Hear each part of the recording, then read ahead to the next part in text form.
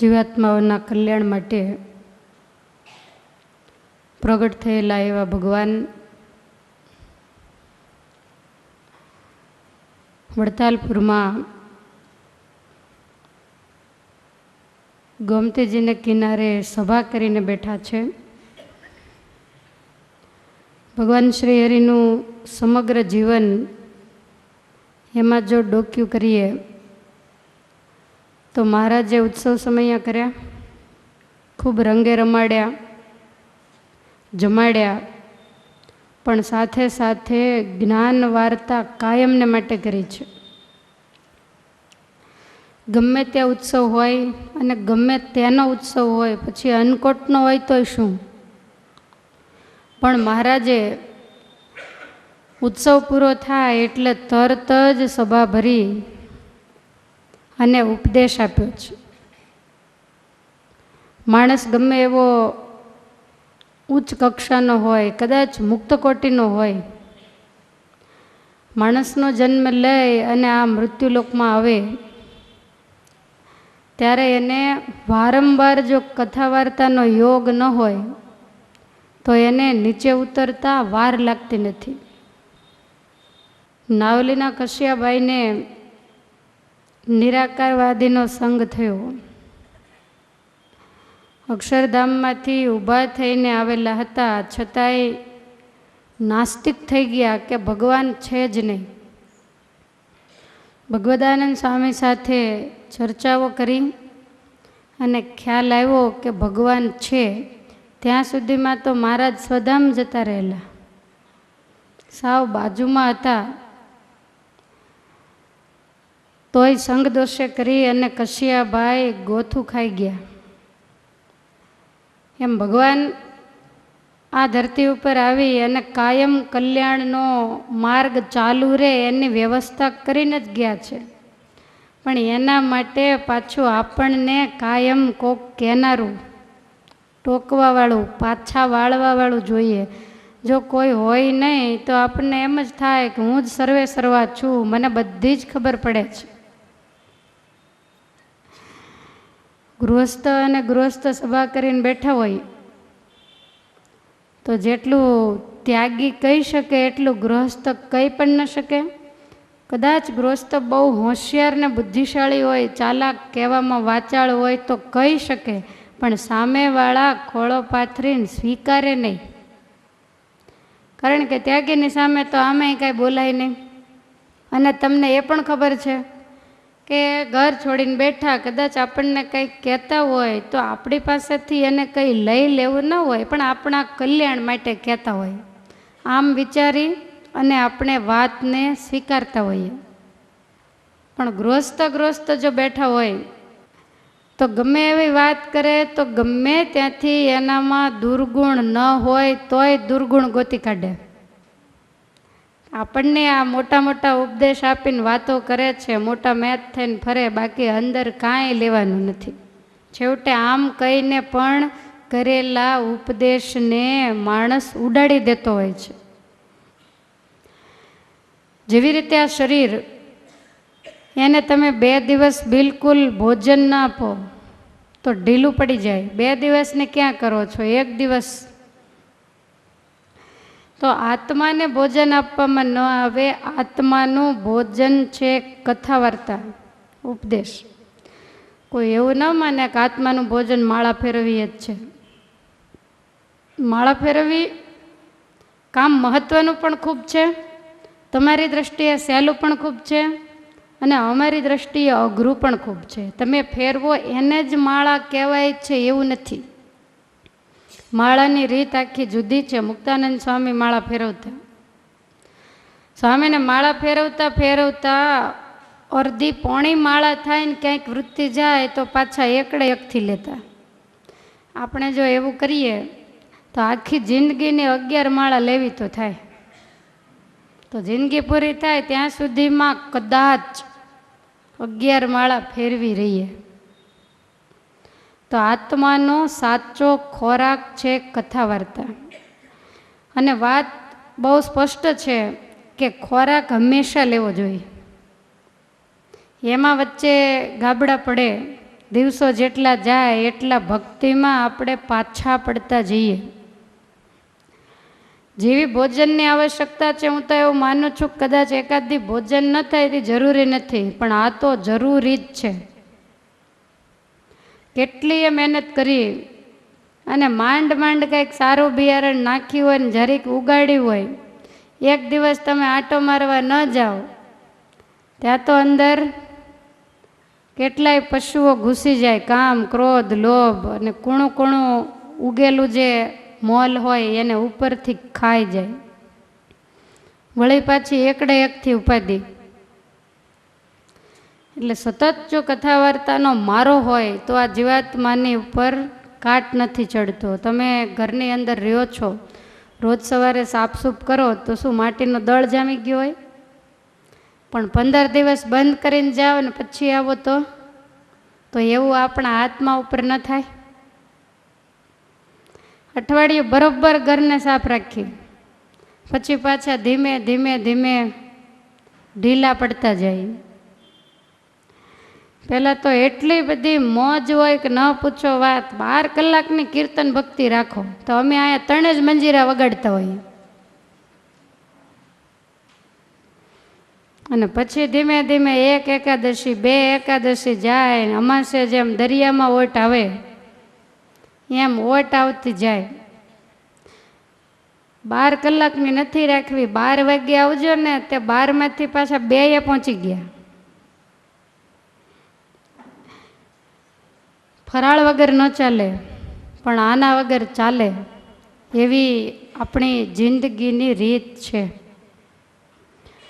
હવે આપણે વખતબા જેવા થવું છે. સુરજબા, રળિયાતબા, અમરબા, આ બધાય મહામુક્તોની પંક્તિમાં આપણે બેસવું છે. કેમ લાગે છે તમને?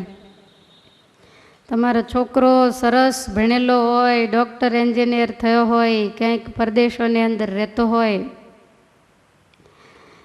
તો તમે સાવ દાડીઓ કરનારી છોકરી જેણે નિશાળ કોઈ દી જોઈ ન હોય, કલર સામે જોવાય એવું હોય નહીં, તો એને તમે લાવીને બેહાડો તો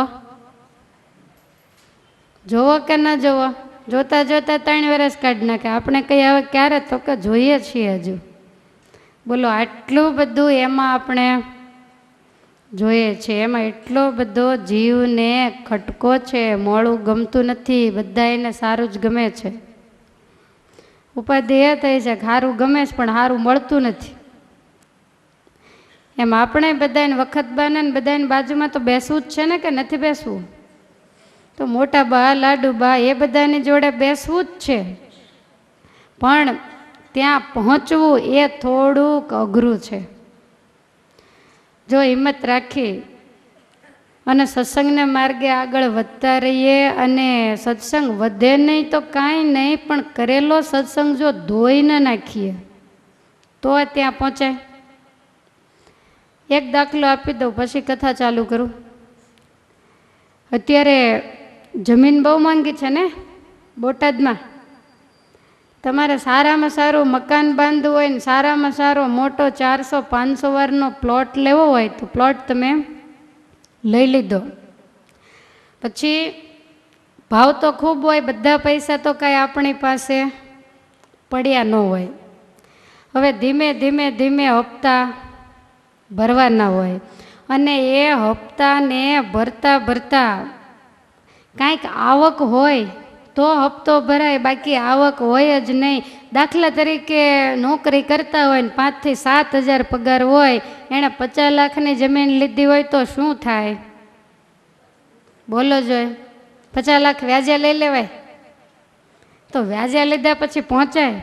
5000 પગારવાળાને આટલી બધી લોન મળે? તો આવા ગાંડા કઢાય જ નહીં. ખ્યાલ આવ્યો તમને? अपनी पहुँच विचार के करिए तैती दौड़ इतना पाव पसारिए जितनी लंबी सोड़. પછી માની લો કે 50,000 પગાર હોય, કદાચ પહોંચી વળાય, થોડોક સંકોચ કરો. ઘર ખર્ચો હોય, ખોટો ઉડાવ કરતા હોય, એમાં થોડોક સંકોચ કરી અને થોડા થોડા બચાવો તો કદાચ. આ સમજાય તમને? વખતબાની પંક્તિમાં બેસવું એટલે શું? 50 લાખની જગ્યા લેવી રોજ એક વખત મંદિરે ડોકાઈને જતું રહું એટલે શું? 5,000 પગાર. બોલો, પગાર કેટલો છે? 5,000. અને જમીન કેટલી લાવી છે? અઘરું કે નહીં? તમારે કાંઈ એનો અર્થ નથી કરવો પડતો, એટલે તો તમે હોશિયાર થઈ ગયા છો. એટલે મારે કહેવાનો મતલબ એ છે કે પગાર વધારો, થોડીક મહેનત વધારો, સાઈડમાં બીજો ધંધો નાખો, એમાં ને એમાં ન વધે એવું હોય તો. અને ભજન ભક્તિની ધબધબાટી બોલાવો તો કાંઈક ભેગું થશે. ને આબલામાં કોક દાડો જોવું કે હવે કાંઈ નાના રહ્યા નથી, ઘણાય વર્ષો નીકળી ગયા છે ને કાલની કોઈને પણ ખબર નથી. માટે સાવધાન થઈને મંડી પડવું. ધક્કા મારે તો જ હાલવું એવું કોણે કીધું? તમારે અહીંથી સારંગપુર ચાલતા જ આવું છે તો હવે 7-8 માણસો સાથે મળીને જતા હોય, તમારે કોકને એમ કહી દેવાય કે મને વાહે ધક્કો મારજે. અને કદાચ કીધું હોય, માની લો ને તો ધીરા ચાલતા હોય તો વળી જરા કામ ધક્કો મારે કે ભાઈ ઉતાવળા ચાલો ને, પણ સારંગપુર સુધી ધક્કાવે જ આવે એ નોકર છે તમારા. એક વખત કહેવાનું હોય, 2 વખત કે વચ્ચે વાહનો બીજું ત્રીજું આવતું હોય એમાં ધ્યાન રાખવાનું કહેવાનું હોય કે તમને ખબર હોય? ઘણા વાહનો આવે જ છે ને સંસારમાં, ક્યાં એક્સિડન્ટ નથી થતા? તમે નથી જોતા? કોકનું કોક આવીને ભજન ભક્તિમાં નડે, આ એક્સિડન્ટ, બીજું શું? હવે એમાં સાવધાની રાખીને આપણે આપણી રીતે, અને સંસારનો સમય તો તમે કાપી જ નહીં શકો. જે સમયે કરવું પડતું હોય એ તો કર્યા વગર છૂટક્યો જ નથી. પણ તમારે ઇતર જે તમારો પોતાનો સમય હોય એને કટ કરવો પડે. તમે કંઈ તમારી પોતાની પ્રવૃત્તિ કરતા હો, અથવા તો વિશ્રામ કરતા હો, આરામ કરતા હો, કાંઈક તમારા માટે લેવા જતા હો, ક્યાંક બહાર આંટા ફેરા મારવા ફ્રેશ થવા જતા હો, તો આ બધું બંધ કરી અને એ સમય ભજનની પાછળ જો ગાળીએ. બાકી મને હજી ખ્યાલ નથી કે 4-5 દેરાણી જેઠાણી ભેગા રહેતા હોય ને એને સાસુ એમ કે હવે 5 મંદિર ભેગ્યું થાવને, કે પંદડત્યું હોય તો વળી કદાચ કે, પણ લગભગ ન કે. અને કદાચ સમજીને 4-5 હોય મંદિરે જાય. બનવા કાળે એવું બને ક્યારેક કંઈક પ્રસંગ ચાલતો હોય તો 2 મિનિટ બેસે ને થોડુંક મોડું થઈ જાય, ઘરે પહોંચે એટલે કે ભાઈ આવી રીતે કથા ચાલતી હતી ને પ્રસંગ અધૂરો હતો તો મોડું થઈ ગયું. તો ઓલા લોકો પછી એમ કે કાંઈ વાંધો નહીં, આવું હોય ત્યારે તમારે બેસી જ રહેવું. કામ ન થાય તો કાંઈ નહીં, દીવ ઉગે ને આ બધું કરવાનું જ છે. હાઈવેમાંથી ક્યારે છૂટા થાવ, કરો તમારું ભજન. કોઈ કે તો બધું જ હાથે જ કરવું પડશે. મને તો કદાચ એવું લાગે છે કે ભજન કરવાનું તમારા કુટુંબમાં અમારામાં અમારી સિવાય કોઈ નહીં કહેતું હોય. ઘરે કોઈ કહે છે ભજન કરો એમ? કામ ન કરો તો તરત મોઢાની સિકલ ફરી જાય. પણ એમ ન કે ભાઈ તું પરણીને આવી અને આજ 20-20 વર્ષના વાણા વાઈ ગયા, છોકરાઓ મોટા થઈ ગયા, હો રીતે ભણવા ગયા, હવે બીજી માથાકૂટ મૂકી અને તું ભજન માંડ કરવા. એ તમે હાડિયું ભરો, મશીન ચલાવો 24 કલાક, તો એટલા બધા વાલા લાગો કે ન પૂછો વાત. અને મોક્ષનું સાધન કરો તો એને ન ગમે. આ દુનિયાની અવળાઈ કેવી જબરજસ્ત છે કયો. ગુણાતીતાનંદ સ્વામીની વાત ખોટી કેમ પડે? સ્વામી કહે છે કે એક જીવ ભગવાનને માર્ગે જાય તો માયા ટાંટિયા પછાડે કે મારા હાથમાંથી ત્યાં ક્યાં ગયો. માયાને ગમતું જ નથી ને આ બધી માયા જ છે. ભગવાન ભજવામાં નડે એનું નામ માયા. એને કાંઈ શીંગડા પૂછડા નથી, એને કોઈ બીજી ઓળખાણ નથી. એટલે આપણે જ આપણી રીતે સાવધાન ને ખબરદાર થઈ જવાનું. તમે જેમાં રહ્યા છો એના કામ પણ તમારે જરૂર કરવા, પણ ગમે ત્યાંથી સમય કાઢીને આ તો કરી જ લેવું. જરી કંઈ ટાઈમ ન હોય, તમે નથી કહેતા લ્યો ને ઊભા એક રોટલી લઈ લઉં, કહો છો ને એમ. ઊભાનો ટાઈમ કાઢીને પણ આંજે ઉતા પહેલાં કાંઈ સમય ન મળે. જોકે તમારે તો એવો કોઈ પ્રશ્ન નથી, પણ સાંજે સૂતા પહેલાં એવું વિચારું ચાલો ને 11 માળા ફેરવીએ, 10 મિનિટ થાય, ઊંઘ આવે ત્યાં તો આટલું થઈ જશે ને. એ માળા કરતાં મહારાજના દર્શન કર્યા હોય એને, અથવા તો 2 કીર્તન બોલીને ભગવાનમાં વૃત્તિ રાખીને સૂઈ જઈએ. ધ્યાન ચિંતામણી આવડે છે એ બોલતા સૂઈ જઈએ. છેલ્લે સતત મહારાજની સ્મૃતિ રખાવવાનો ખટકો આપણે પોતે જ રાખવો પડે. ઘરના કોઈ એમ ન કે હવે તું મહારાજ સંભાળતી સંભાળતી સૂઈ જાય એમ. ખ્યાલ આવ્યો તમને? કારણ કે આ તો બધાય સુરનર મુનિ સબકી યહ રીતિ સ્વાર્થ લાગી કરહું સબ પ્રીતિ. તમે એવું માનો છો કે જોબન પગી લૂંટારા હતા ત્યારે તેજબાને અને સુરજબાને એમ કહેતા હશે કે હું ભલે લૂંટપાટ કરું પણ તમે પાસે માળા ફેરવજો એવું કહેતા હશે? તોય એણે કેમ ફેરવી હશે? પોતાની બુદ્ધિ, પોતાને મોક્ષનો ખપ એણે કરી અને આ બધું કર્યું હશે. જોબન પગી સત્સંગી થયા ને તરત જ એમ કહી દીધું કે એનો પરિવાર તો મહામુક્ત હતો. આ ભજન કરે, વર્તમાન ધરાવે, મહારાજ મળે પછી કે તો સમજી શકાય.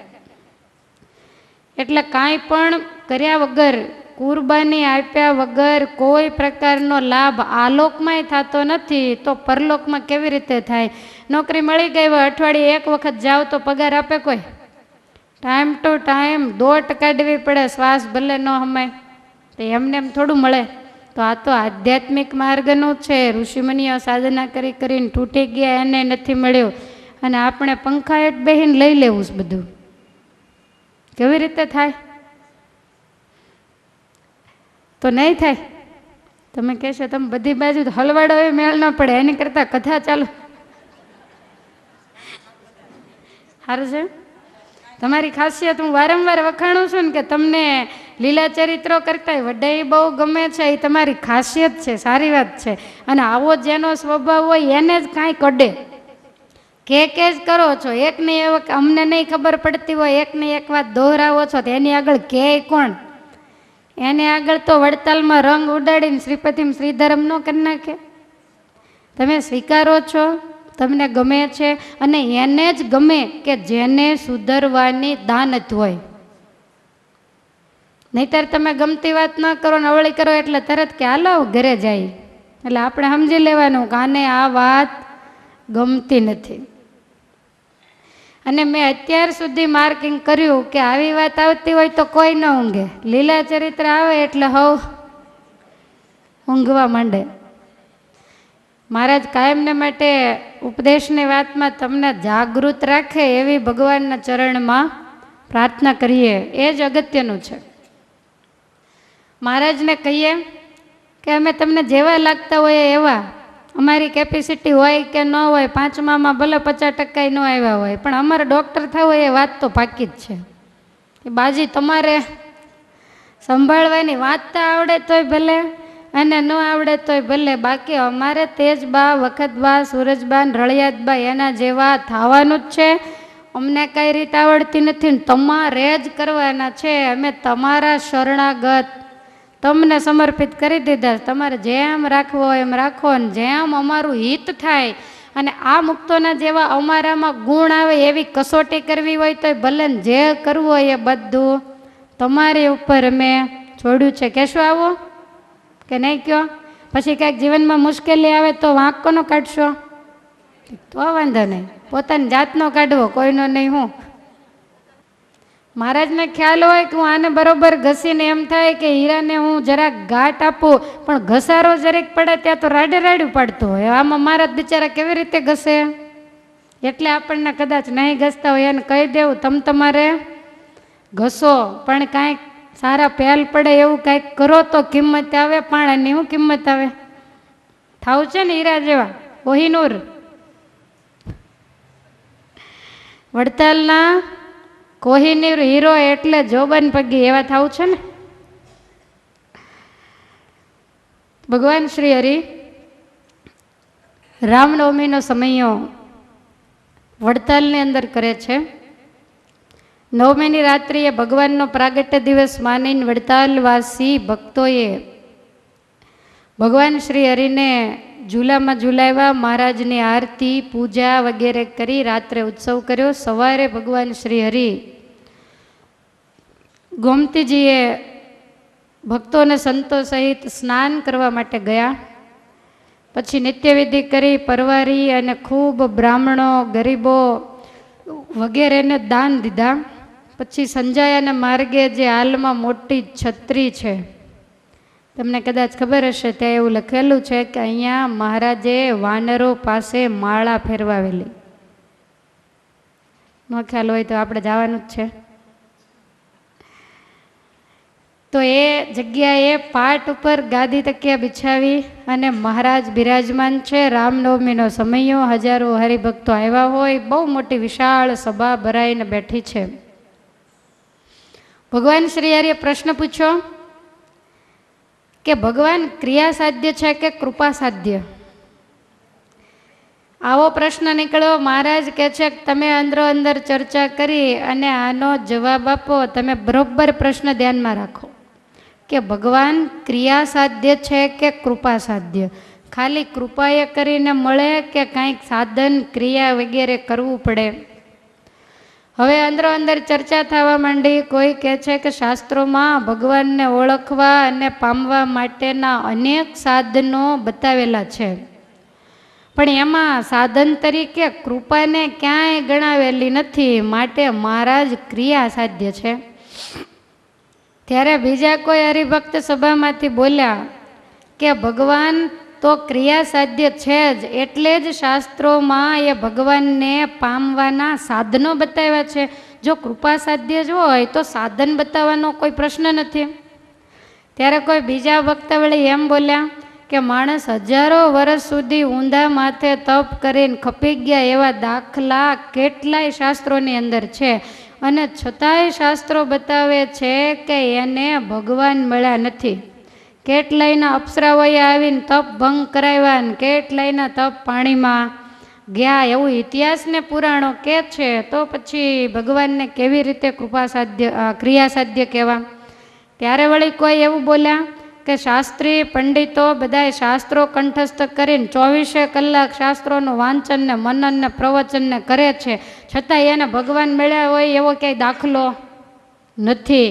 માટે વાત બધી ગોટે ચડી. ત્યારે વળી કોઈ હરિભક્ત એવું બોલ્યા કે જે માણસો મોટા મોટા યજ્ઞો કરે ને ભારે ભારે દાન આપે, દુનિયામાં દાનેશ્વરીનો ક્યાં પાર છે, પણ છતાંય એને ભગવાન મળ્યા છે કે કેમ એવી કોઈને હજી પૂરી ખાતરી નથી.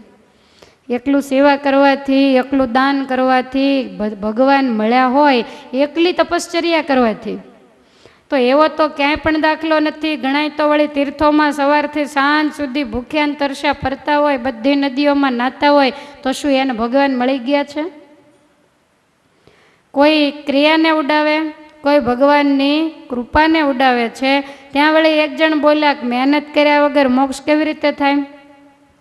ખેતરની અંદર સારી મહેનત ન કરે તો સારો પાક કેવી રીતે મળે? એમ શાસ્ત્રોમાં કહેલા સાધનો કરે તો જ ભગવાન મળે, અને જે સાધન કરે જ નહીં એની ઉપર ભગવાન કૃપા કેવી રીતે કરે? કૃપા કરવા માટે કંઈક આધાર તો જોઈએ ને. હવે આવી રીતે ચર્ચા વિચારણા થાય છે, પણ કાંઈ તારણ નીકળ્યું નહીં.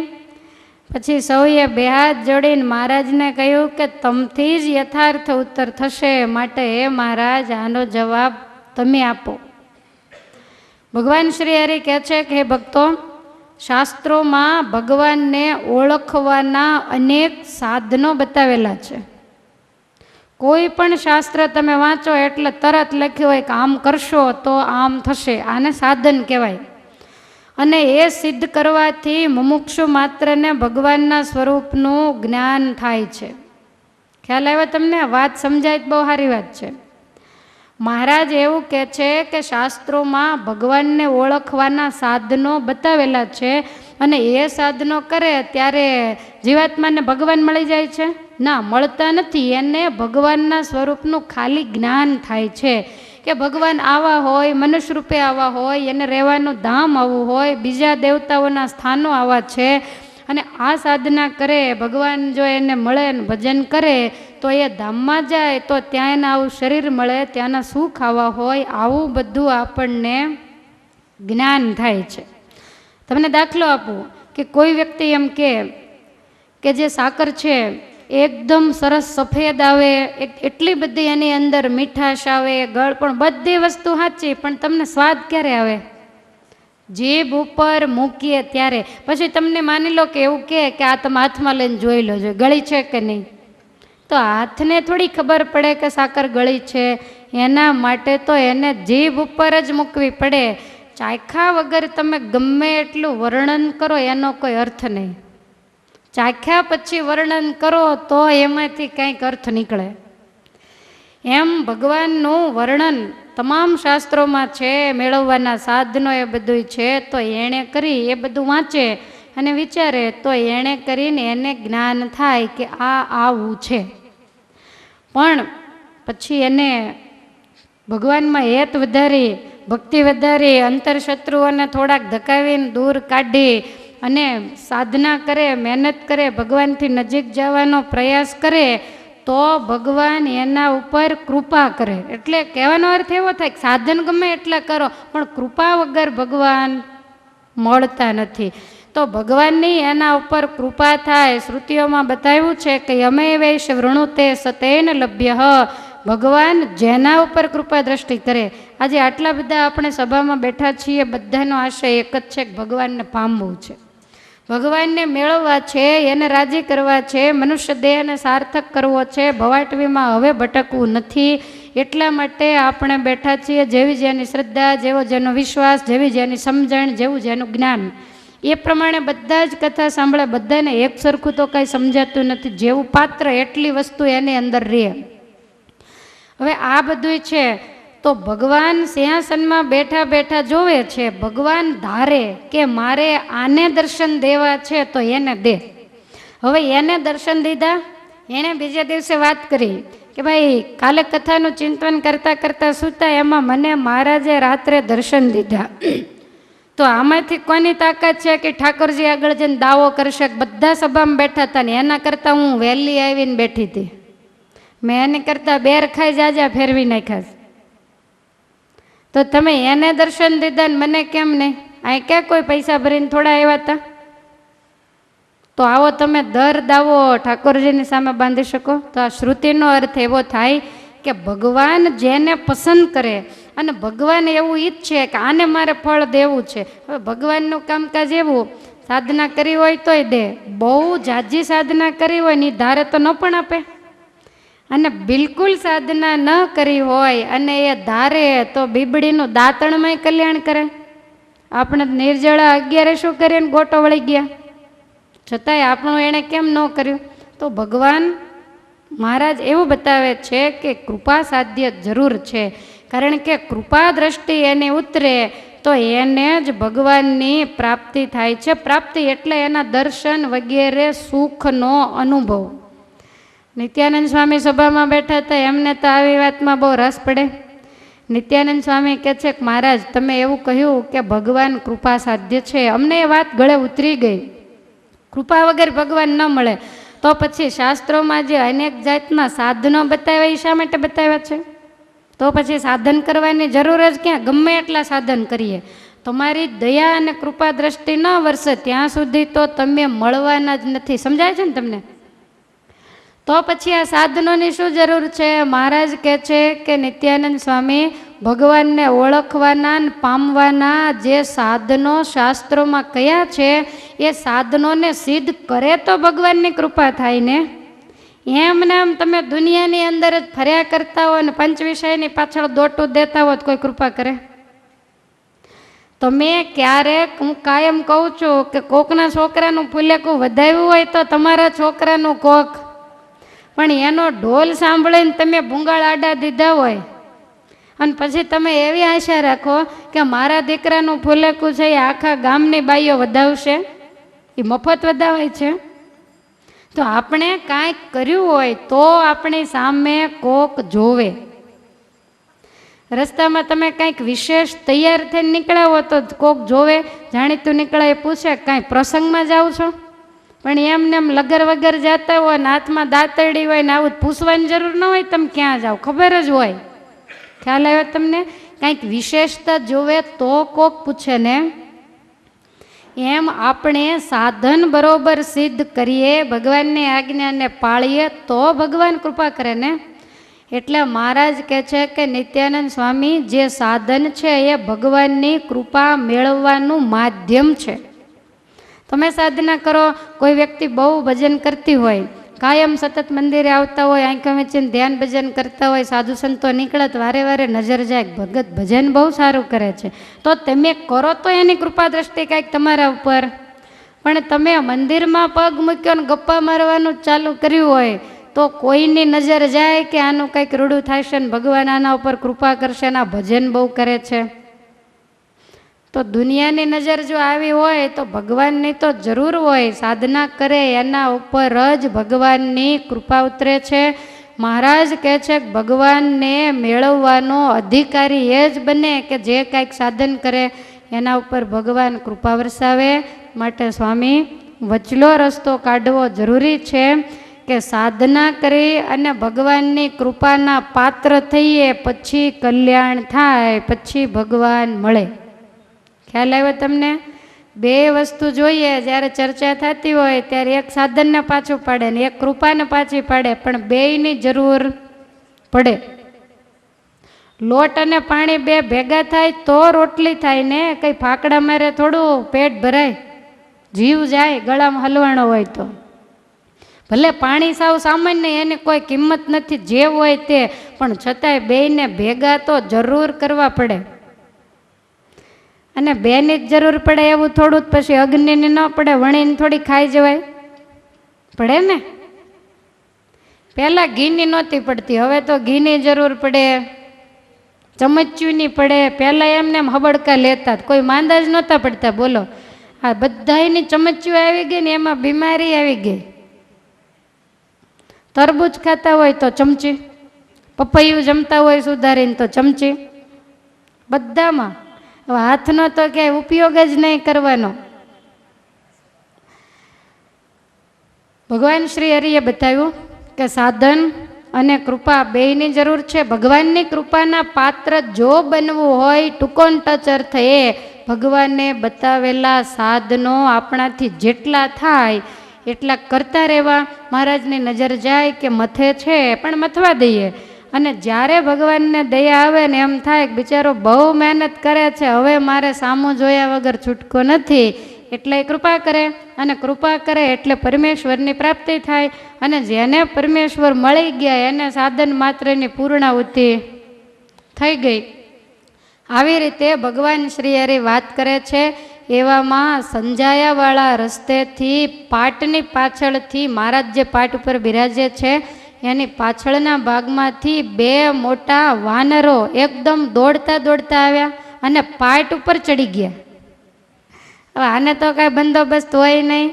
બધા સભામાં બેઠેલા જોવે ત્યાં તો એની પાછળ બીજા બે વાનરો પણ આવ્યા. હવે પાટ ઉપર ચડ્યા અને પાટ ઉપરથી ઠેકડો મારી અને બે બાજુ સભા હરિભક્તો બેઠા છે, એક બાજુ સાધુ સંતો બેઠા છે, વચ્ચે 2-5 ફૂટ જગ્યા છે.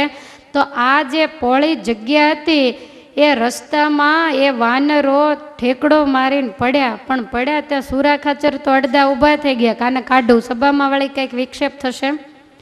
ઊભા થાય ત્યાં સુધીમાં તો ચારેય વાનરો મહારાજની સામે ગોઠવાઈ ગયા.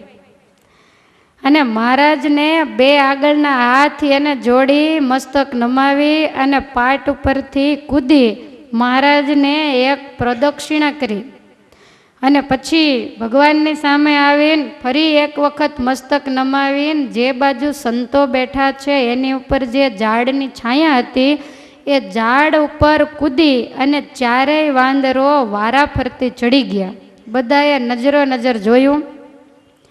મહારાજના દર્શન થાય એવી રીતે પાંદડા બધાએ આગા પાછા કરી અને આ વાનરો મહારાજની સામે જોઈને બેઠા. ત્યારે આશ્ચર્ય સાથે સુરા ખાચર બોલ્યા, જે માળા જાતના વાંદર પણ ભારે સમજદાર છે. ભગવાન શ્રી હરિને કહે છે કે ભણો મહારાજ, અમે તો એવું સાંભળ્યું છે કે રામચંદ્ર ભગવાનની સેનામાં વાનરો હતા, તો એ આવા જ હશે કે કંઈક જુદા હતા? મહારાજ કહે છે કે દરબાર, એ તો ત્રેતાયુગની વાત છે. વાનરો હતા આવા, પણ થોડોક ફેર હતો કે એ લોકો માણસની જેમ 2 પગે ચાલતા. હનુમાનજી હોય, નળ હોય, નીલ હોય, જાંબુવાન હોય, તો આ બધા 4 પગે ઠેકડા નહોતા મારતા, માણસની જેમ 2 પગે ચાલતા. ત્યારે કોઈ બીજા કાઠી હરિભક્તે પૂછ્યું કે મહારાજ, કથામાં તો એવી વાત પણ આવે છે કે લંકામાં રાવણની સાથે સમરાંગણમાં આ વાનરો યુદ્ધ કરતા, તે હાથમાં હથિયાર ધારણ કરતા અને રાક્ષસોને એણે હરાવેલા, તે આ વાત કંઈ સમજ્યામાં આવતી નથી. મહારાજ કહે છે કે વાત સાચી છે, એ વાનરો માણસની જેમ બે હાથમાં હથિયારો ધારણ કરતા, અને જેમ આજે છે એમ જ માણસ કરતાં વાનરમાં બળ હંમેશા ભલે નાનો દેખાય પણ એનામાં જોર વધારે તે દિવસે પણ હતું અને આજે પણ છે. ત્યારે સુરા ખાચર કહે છે કે મહારાજ એ વખતે વાંદરાઓ બોલતા હશે. એટલે એ વાત સુરા ખાચરનો પ્રશ્ન મુદ્દાનો છે કે આટલું બધું રામ ભગવાનની હારે રહ્યા તો એ કંઈક બોલતા હોય, કંઈક સમજ